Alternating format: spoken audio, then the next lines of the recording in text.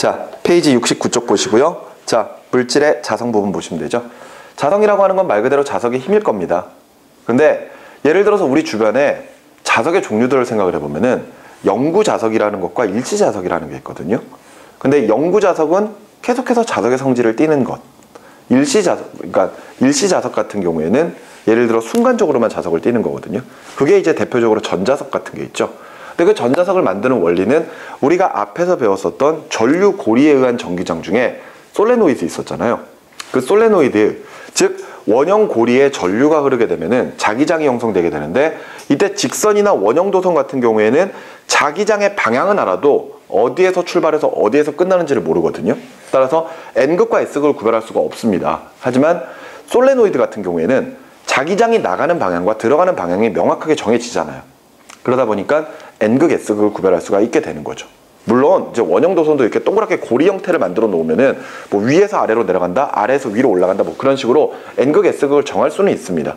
근데 일반적으로 확실하게 극을 정할 수 있는 것은 솔레노이드다, 이렇게 생각을 해보면은 이제 이 솔레노이드에다가 내부에 철심 같은 것들을 놓아두게 되면은 이때 훨씬 더 강력한 자석의 힘을 띠게 되거든요. 그래서 그렇게 만든 자석을 전자석 또는 이제 일시자석 이렇게 표현하게 되는 거죠.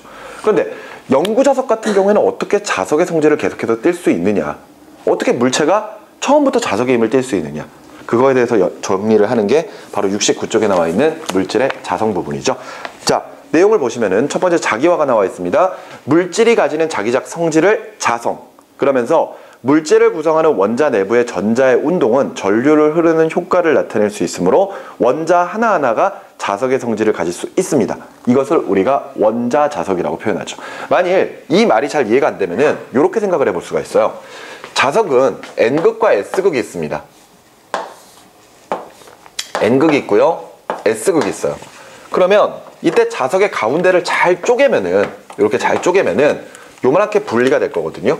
요만하게. 그러면 이때 이쪽이 N극 쪽을 잘랐다면은 얘는 N극만 만들 수가 있나요? 절대 불가능하죠. 이쪽이 N극이 되면 자연스럽게 이쪽이 S극으로 바뀝니다. 그러면은 얘를 또 이렇게 잘라도 조금해져도 결과적으로는 N극과 S극이 존재한다라는 거죠. 그럼 얘네들을 계속 쪼개서 끝내 원자 상태까지 간다고 하더라도 결과적으로 N극과 S극은 나눠지지 않을 겁니다. 그런 식으로 저렇게 원자 자체가 자석을 띠고 있는 것을 이제 원자자석이라고 표현할 수 있어요. 그런데 이것은 우리가 보통 이야기할 때 자기 홀극은 존재하지 않는다라는 개념 하에서 설명을 하는 거거든요. 그러니까 예를 들어 그 전에 배웠던 전자기력 같은 경우에는, 전기력 같은 경우에는 플러스와 마이너스를 분리해 버릴 수가 있습니다. 어떤 물체는 플러스, 어떤 물체는 마이너스로. 그런데 자기력에서는요, N극과 S극을 분리할 수가 없어요. 그러니까 N극만 또는 S극만 가지는 물체를 만들 수가 없다는 겁니다. 그래서 그것을 자기 홀극은 존재하지 않는다라고 표현하기 때문에 이렇게 원자 상태의 자석까지도 우리가 생각해 볼 수가 있는 거죠. 그런데 실질적으로 이런 개념은 바로 원자가 가지고 있는 전자 때문에 나타난다는 거예요. 그래서 그 전자의 운동 상태에 따라 물질의 자성이 달라지게 될 것이고, 이때 그 원자가 나타내는 어떤 자기장의 배열이 달라져서 자석의 성질을 띠는 것을 자기화라고 표현할 겁니다. 용어 자체는 당연히 알아두시기 바라고요. 그 내용은 밑에 가서 설명을 해드리도록 하겠습니다. 그러면서 그렇게 자석의 성질을 띨 수 있는 물체, 자성체. 이 자성체라고 부르는 녀석이 세 종류가 있죠. 거기에 나와 있는 것처럼 강자성체가 있고, 강자성체, 그 다음에 상자성체가 있고, 그리고 반자성체가 있습니다. 근데 일단 요 강자성체와 상자성체는 두 개를 함께 묶어서 생각을 하시는 게 좋아요. 알겠죠? 강자성체랑 상자성체는 일단 자기장 영역 내에 들어가서 일단 자성화가 될 겁니다. 자기화가 될 거예요. 그랬을 때 예를 들어 이쪽에 N극이 설치가 되어 있고 이쪽에 S극이 설치가 되어 있습니다. 근데 이 사이에 물체를 이렇게 놓아둘 거거든요. 그러면 이때 이 물체가 지금 현재 이 내부에 원자 자석을 가지고 있다고 생각을 해보세요. 근데 원자 자석은 사실 N극과 S극을 가지고 있잖아요. 그랬을 때 저것을 하나의 이제 나침반 같은 개념으로 생각을 해보면은 이때 N극 쪽이 나침반의 N극, 그리고 반대쪽은 S극이라고 생각하면 되겠죠.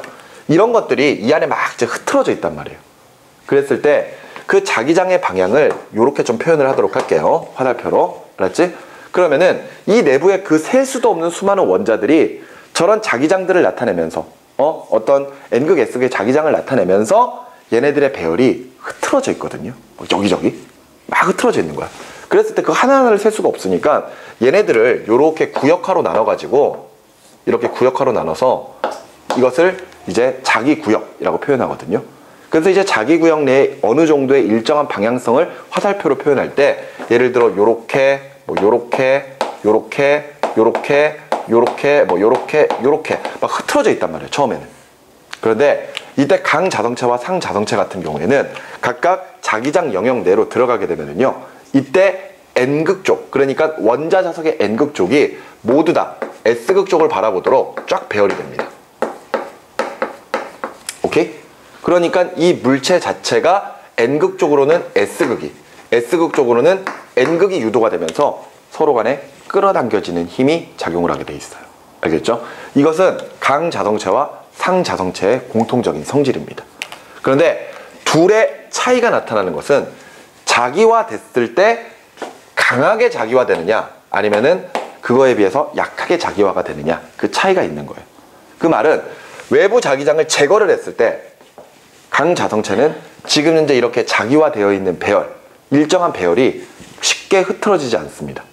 그러니까 N극, S극의 외부 자기장이 딱 사라지고 딱 사라졌다고 하더라도 이 상태를 그대로 유지를 해버려요.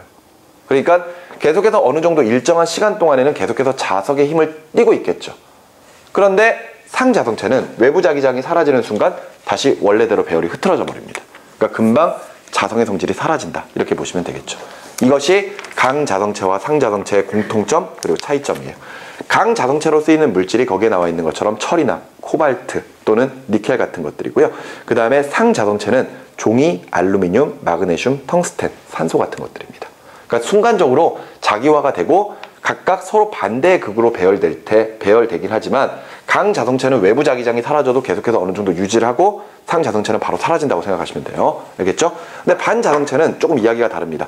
외부 자기장이 없을 때 물질을 구성하는 원자들의 총 자기장이 0이고 외부 자기장에 의한 자기화의 방향이 외부 자기장의 반대 방향이 되는 물질을 반자성체라고 한다고 되어 있죠. 이게 무슨 이야기냐면요, 이때 외부 자기장이 없을 때는 그냥 내부에 원자 자석이 없는 겁니다.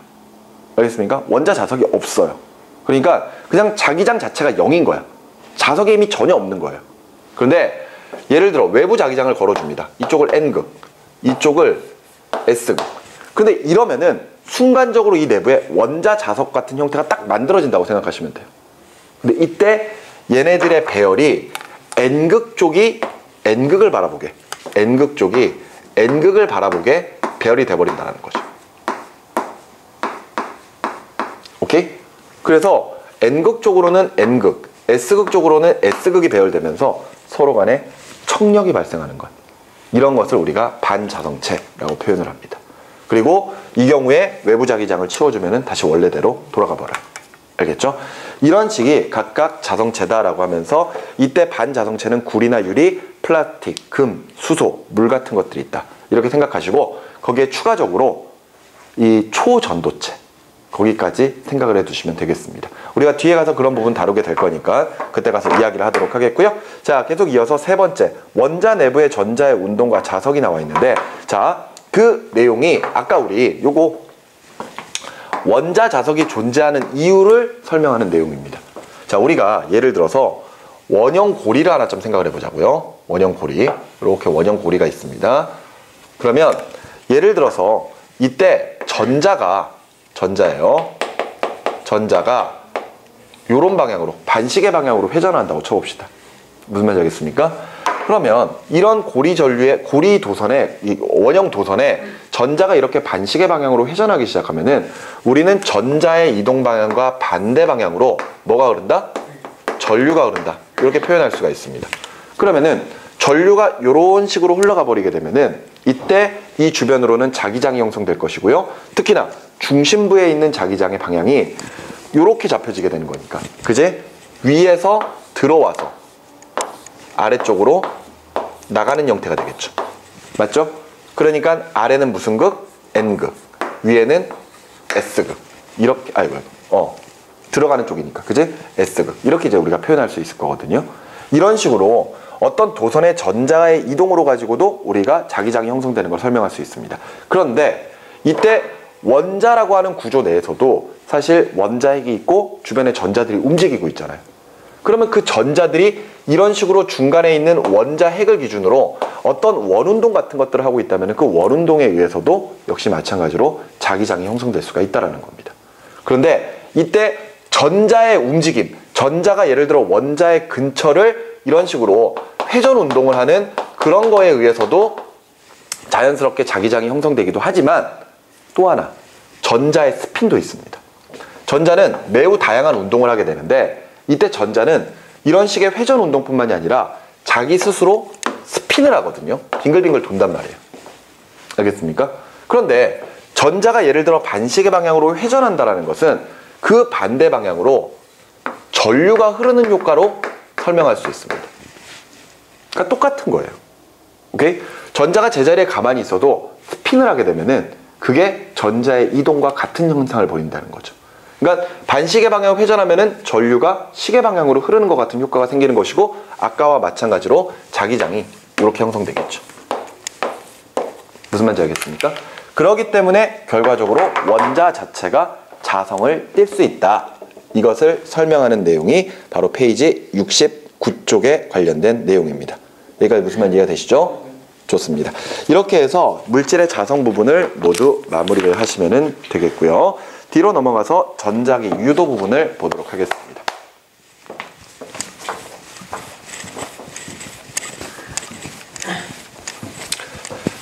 자, 일단 우리가 앞에서 배웠던 내용 중에서 전류에 의한 자기장이 있었거든요.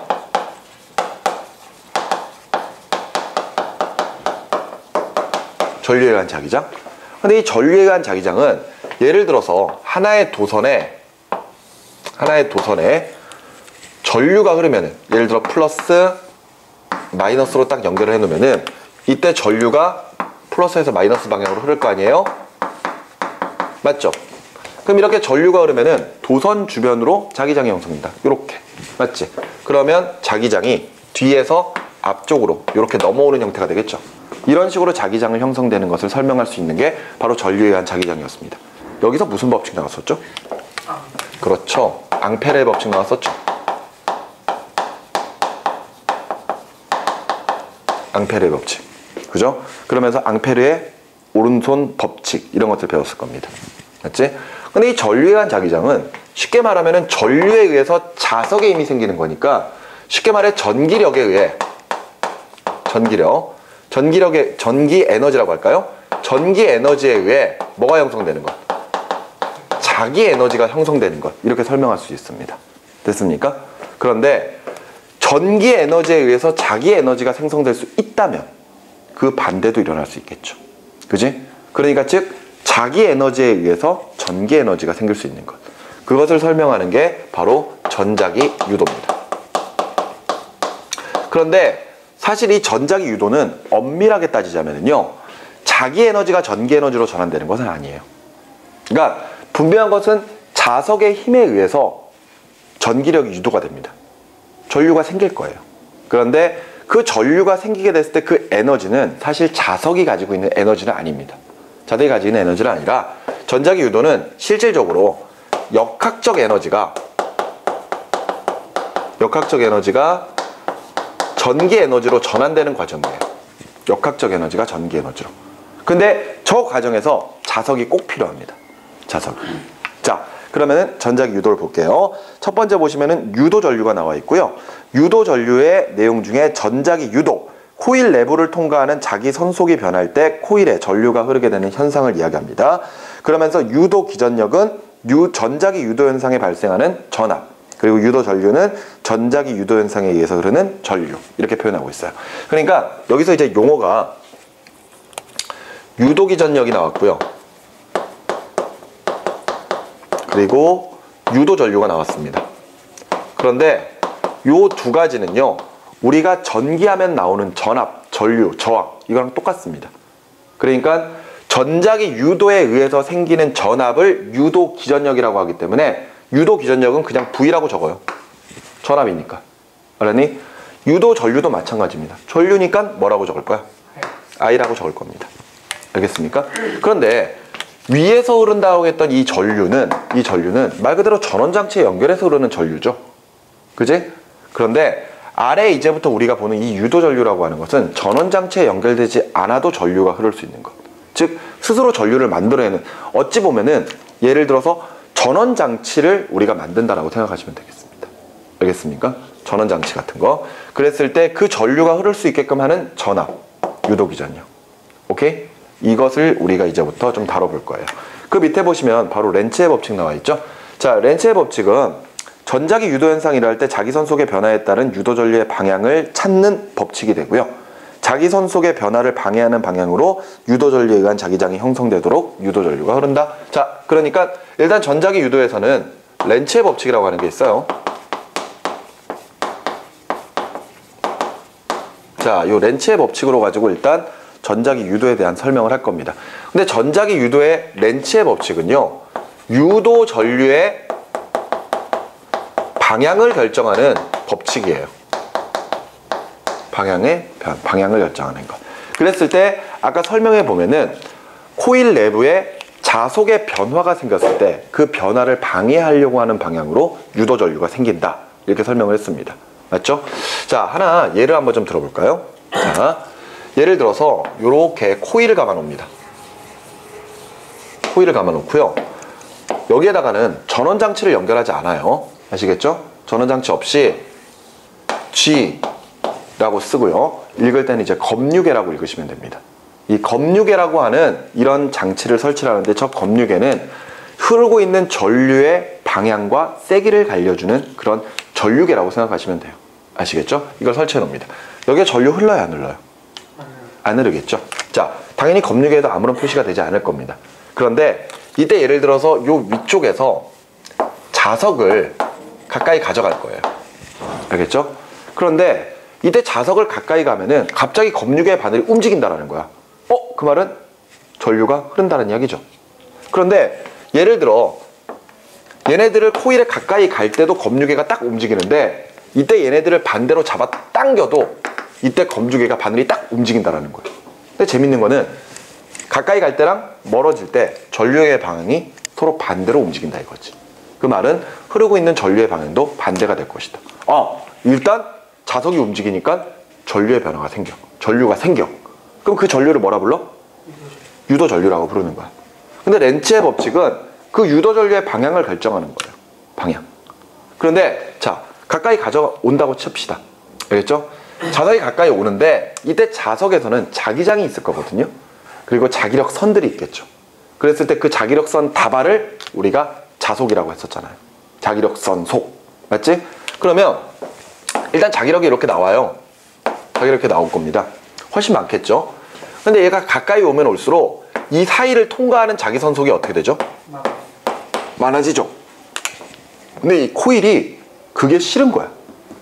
그러니까 적은 자기력선 수가 늘어나는 게 싫은 겁니다. 그러면은 늘어나는 것을 방해하려고 해요. 그럼 늘어나는 걸 방해하려면은 줄여야 되잖아. 그 줄일 수 있는 방법이 서로 반대 방향의 자기선속으로 상쇄를 시키는 방법이 있거든요. 그래서 이 코일이 지금 위에서 아래로 들어오는 자기선속이 증가하니까 그게 너무 싫어. 그래서 위쪽으로 자기선속들을 만들어냅니다. 그러면 위쪽으로 자기선속이 만들어지려면은 전류가 이 방향으로 흘러야 되거든요. 이해가 되죠? 그러면은 이 방향에 해당하는 방향으로 예를 들어 유도 전류가 뭐 요렇게 흐른다, 요렇게 정할 수가 있는 거야. 코일이 감겨있는 방향으로 따져야 될 거 아니야? 맞지? 그렇게 해서 유도 전류가 생겨. 근데 반대로 얘를 잡아 당겨버려. 그러면은 원래 이만큼 들어오던 자기선속들이 훅 빠져나가기 시작을 하겠죠. 그럼 원래 많던 자기선속이 줄어드는 거잖아. 또 그게 싫은 거야. 그래서 줄어드는 걸 줄이기 위해서 자기가 스스로 늘려버리는 거죠. 그러려면은 이렇게 자기 스스로 집어넣어주는 자기장을 만들어버리는 겁니다. 그럼 이번에는 이렇게 전류가 흘러버리겠죠. 그래서 유도 전류의 방향이 이렇게 바뀌어버립니다.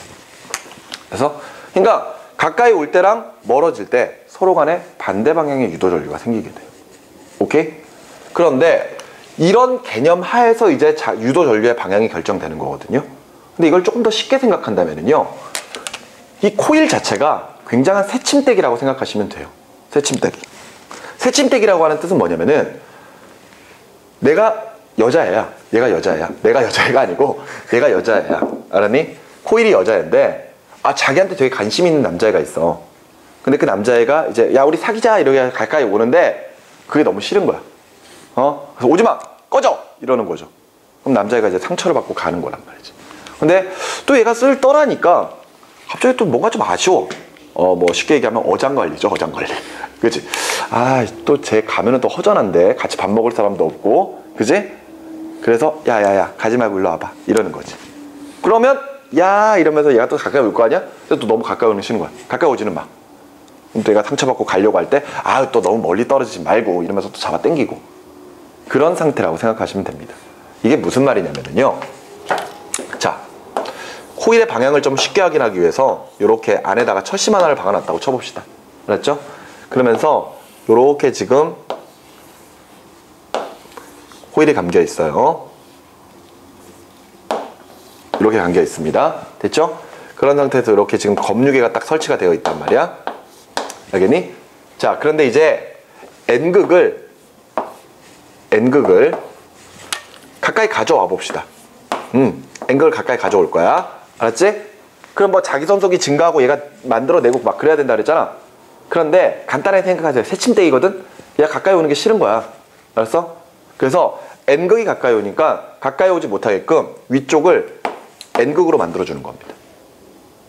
실제로 그래요. N극이 가까이 오면은 늘어나잖아. 그러니까 줄이려고 위의 방향으로 만들지. 위쪽으로 나가니까 위에가 N극이 돼버리잖아. 맞지? 그러니까 N극이 가까이 오면은 위에를 N극으로 만들어버려요. 그러면은 N극 만드는 방향으로 이렇게 유도전류가 흘러야 되잖아. 맞지? 이렇게 전류가 흘러야 되니까 그 방향이라면은 바로 전류가 이렇게 흘러간다는 겁니다. 이해되시나요? 그림 따라서 가보면 알겠죠?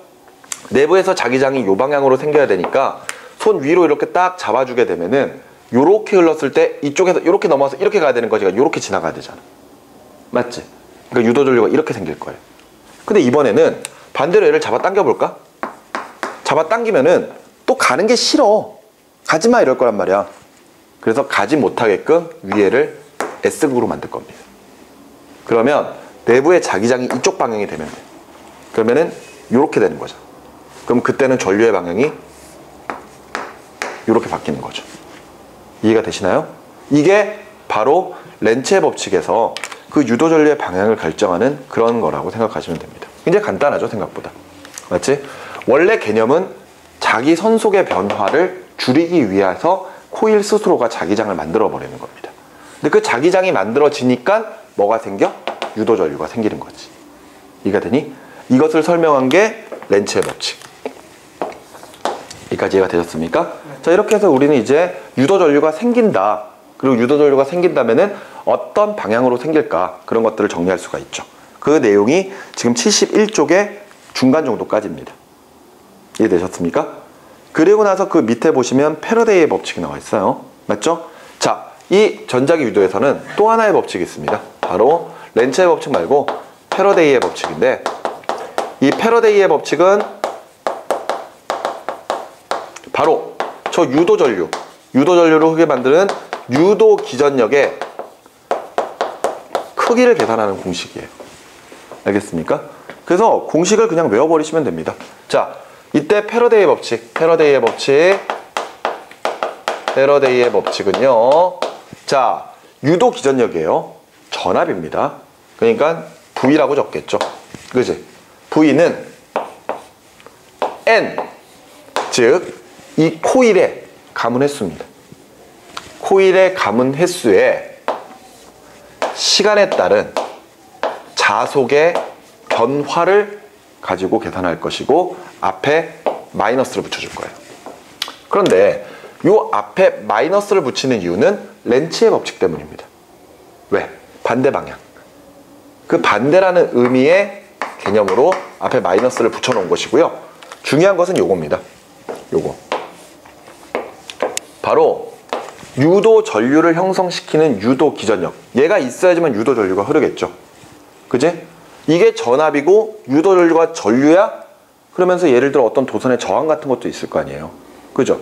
저항 R이 있으면은, 이 저항은 뭐 아무거나 집어넣을 수 있겠죠? 그죠? 저항 R이 있으면은, 결과적으로 이거는 오배 법칙에 따라 V는 IR이라는 공식이 언제나 성립을 해야 됩니다. 그러니까 유도 기전력이라고 하는 전압이 있어야지 유도 전류가 생기겠지. 아니면 거꾸로 유도 전류가 생겼으니까 유도 기전력이 생겼겠지. 이렇게 설명할 수 있는 거죠. 그랬을 때 패러데이 법칙은 이런 식으로 유도 기전력의 크기를 계산하는 거거든요. 그랬을 때 정말 중요한 건 요거야. 요거. 바로 이게 무엇을 의미하는 거냐? 바로 우리는 단위 시간당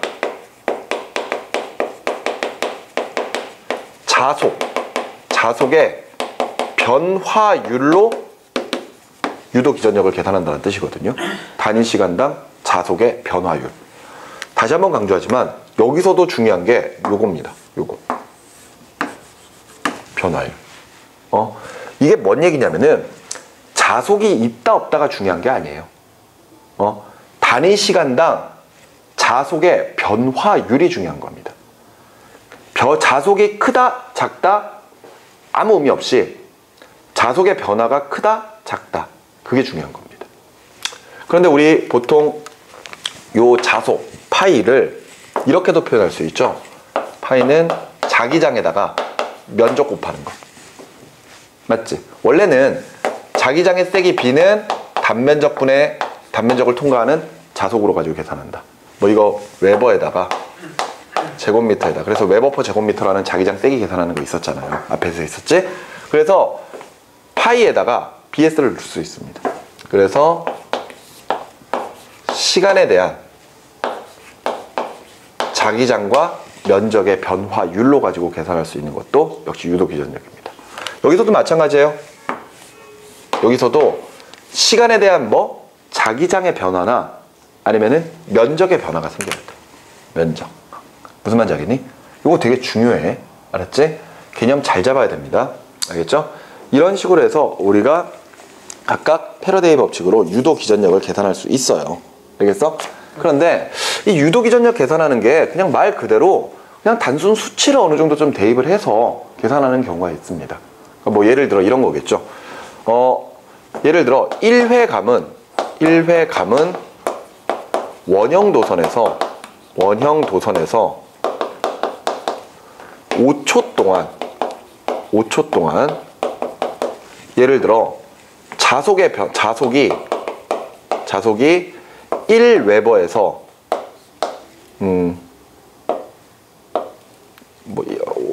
1웨버에서 뭐 얼마 정도로 할까? 5웨버? 5웨버로 바뀌었다. 그때 유도 기전력 V는? 하고 물어본단 말이죠. 유도 기전력의 크기는? 뭐 이렇게 물어볼 겁니다. 그러면 크기는 하고 물어보면은 뭐 방향은 신경 쓰지 않아도 되니까 저거 빼버리고 나머지 값들만 대입하면 돼요. 그랬을 때 N은 가문수라고 그랬죠. 몇 번 감았어? 1회 감았지?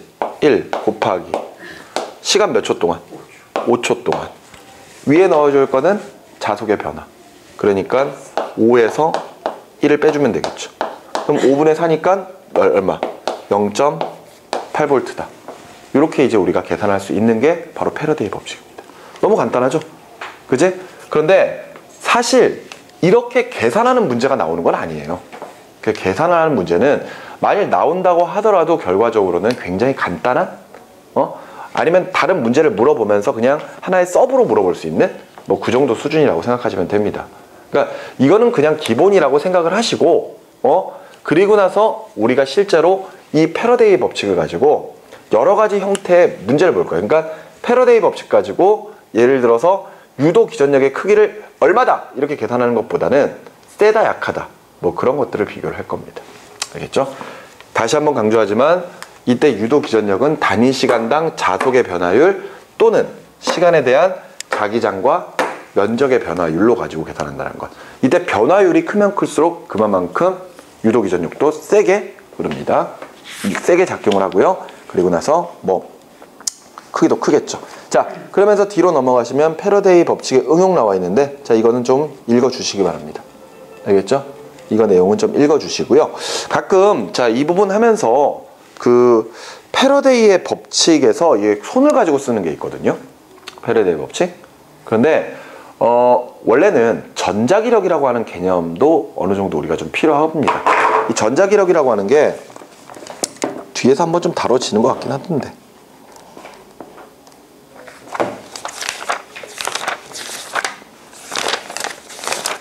이 전자기력이라고 하는 게 예를 들어 스피커 만들 때 이거 원리도 나오고요.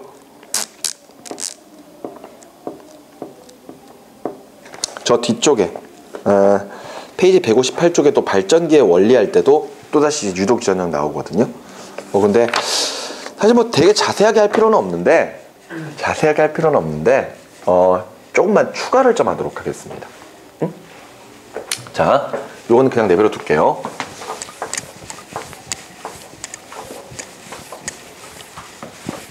아까 우리 앙페르의 법칙 했었었죠? 앙페르의 법칙 이거잖아, 이거. 전류에 의한 자기장의 방향 결정하는 거. 기억나죠? 그런데 우리 이제부터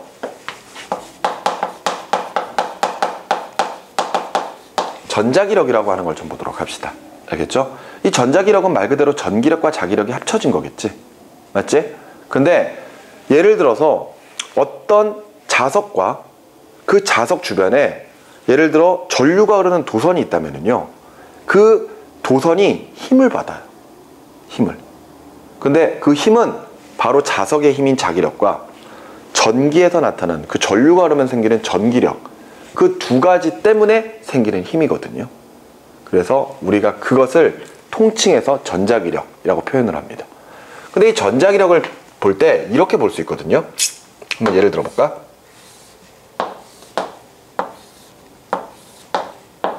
자, 이쪽에 자석 N극이 있고 이쪽에 S극이 있어요. 오케이? 근데 이때 가운데 도선이 하나 이렇게 지나가고 있거든요. 가운데 이제 도선이 칠판 쪽으로 이제 뭐 이렇게 딱 설치가 되어 있다고 생각하시면 돼요. 알았죠? 그러면서 이 도선에 전류가 흘러.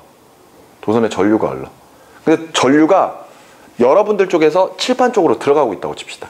그때 그 들어간다라는 표현을 보통 이렇게 X로 가지고 표현을 하거든요. 오케이?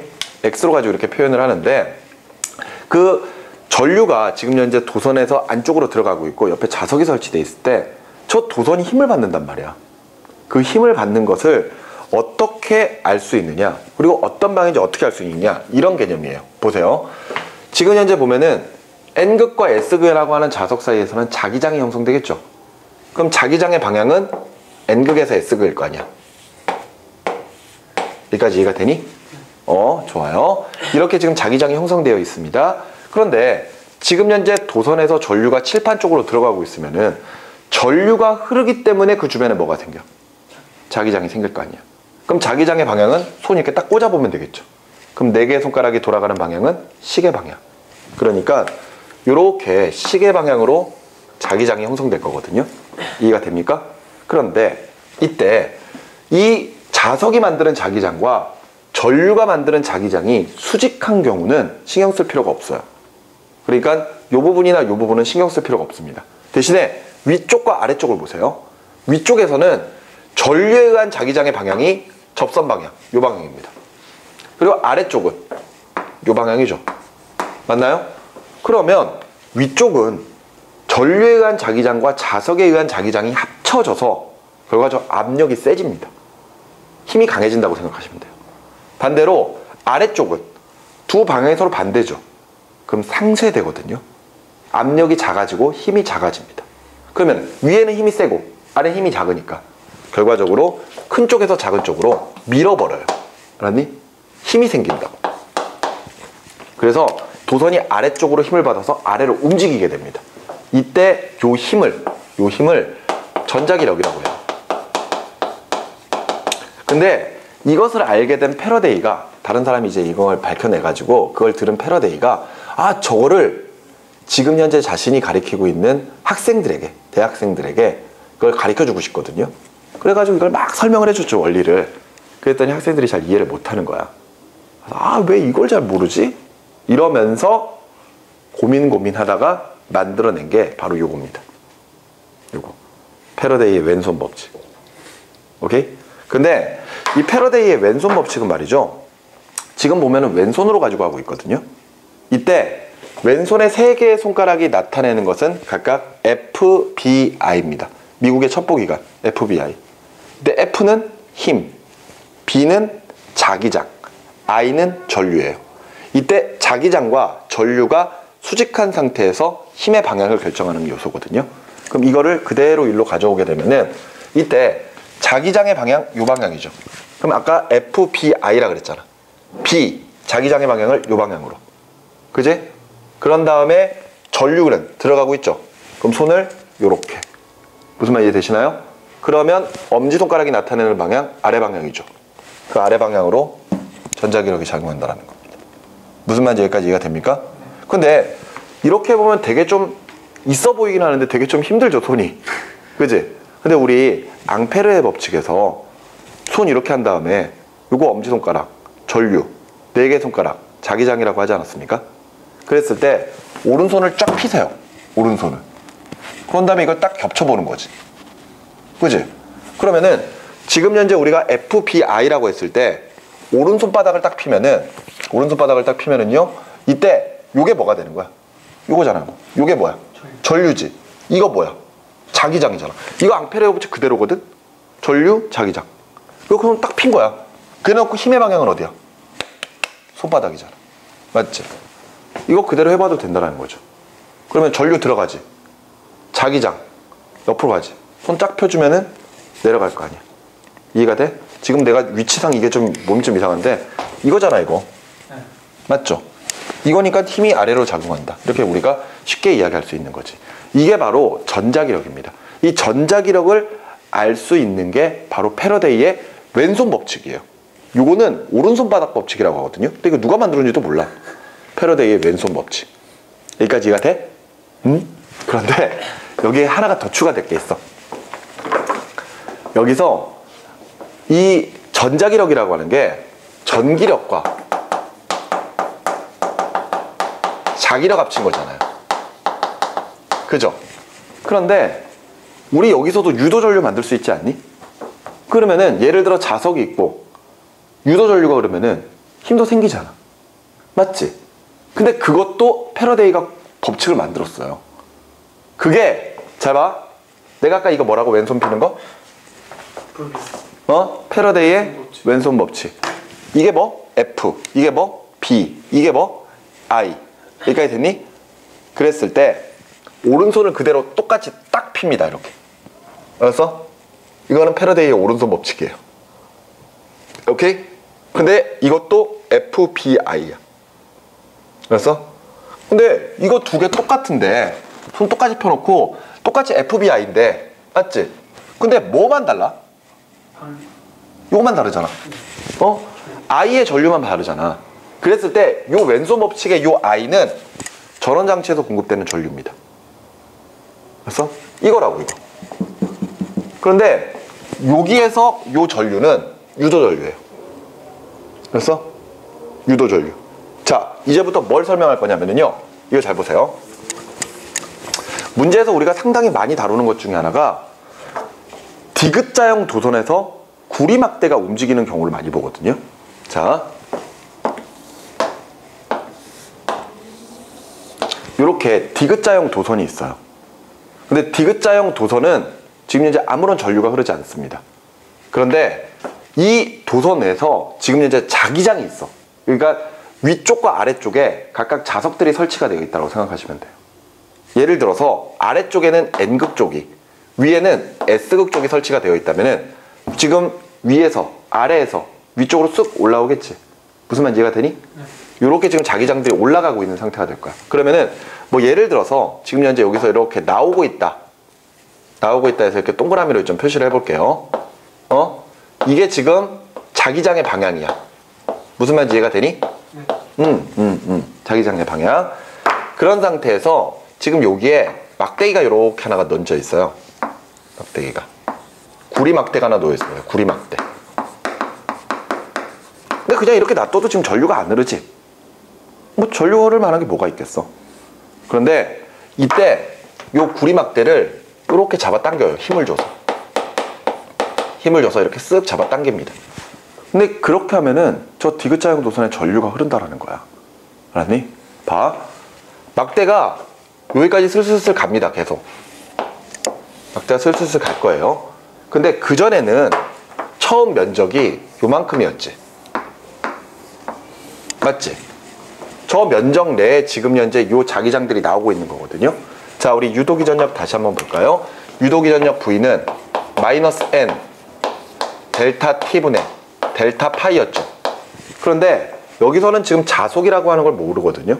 자속이 안 보이잖아. 대신에 뭔 알아? 지금 현재 여기에 있는 자기장은 알거든. 자기장. 그리고 뭐도 알아? 요거 면적도 알잖아. 그러니까 이것을 공식을 바꾸면 마이너스 N 델타 T분의 델타 BS가 될 거 아니야. 처음에는 이만큼 면적 내에 요만큼 면적 내에 지금 현재 자기장이 B만큼이 작용하고 있는 거거든요. 근데 얘를 슬슬 잡아당길 거야. 근데 슬슬 잡아당겼을 때 이때 여기까지 잡아당겨지는 동안에 여기까지 잡아당겨지는 동안에 자기장의 세기는 일정한데 뭐가 증가해? 면적 자체가 증가를 하지. 그러면 면적 자체가 증가를 하게 되면은 당연히 유도기전력이 발생을 하는 거예요. 알았어? 그럼 유도기전력이 발생했다면 당연히 전류가 흐르겠지. 무슨 말인지 이해가 되니? 그러면 전류가 도대체 어느 방향으로 흐르느냐 이거야. 근데 봐. 여기에서 얘를 쭉 잡아 당겨 버리면은 그지? 요 사각형 도선 내에 밑에서 위로 올라오는 자기장이 늘어나지. 그럼 그게 싫은 거라고, 코일은. 이게 결과적으로 사각형 도선 하나가 코일이라고 생각하면 되잖아. 아래에서 위쪽으로 올라오는 자기장이 늘어나는 게 싫으니까 그걸 줄이고자 할 거예요. 줄이려면은 전류 이 도선 내부로 들어가는 자기장을 만들어야 될 거 아니야. 그러면은 요 막대기에서는 요렇게. 이해되니? 여기서도 요렇게. 여기서도 요렇게. 여기서는 요렇게 되면 되겠지. 이해가 돼? 그러면은 디귿자형 도선에서는 전류가 요 방향, 요 방향, 요 방향. 그리고 구리막대에서는 전류가 요 방향으로 흐르면 될 거거든요. 무슨 말인지 이해가 됩니까? 네. 이렇게 해서 우리가 유도전류의 방향을 결정할 수 있어. 그런데 이때